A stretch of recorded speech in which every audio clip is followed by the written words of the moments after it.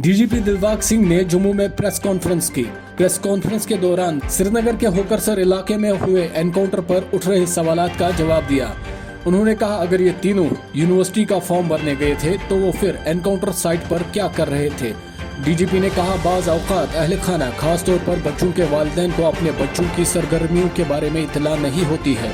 DGP ने कहा, हम फिर भी अहले खाना के जरिए लगाए गए इल्जामात की तहकीक करेंगे। उन्होंने कहा, ये जरूरी नहीं है कि हर मिलिटेंट का रिकॉर्ड पुलिस के पास हो। डीजीपी ने कहा, जब एक शख्स घर से निकलता है और मिलिटेंसी में शामिल होता है तो अहले खाना को पता नहीं होता है। आपको बता दें, जम्मू में डीजीपी दिलबाग सिंह ने प्रेस कॉन्फ्रेंस की है।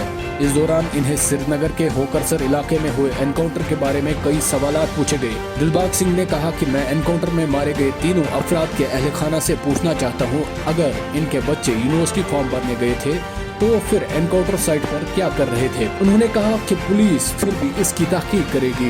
डीजीपी ने कहा, ये जरूरी नहीं है कि हर मिलिटेंट का रिकॉर्ड पुलिस के पास हो। उन्होंने ये भी कहा, जब एक शख्स घर से निकलता है और मिलिटेंसी में शामिल होता है तो अहले खाना को पता नहीं होता है।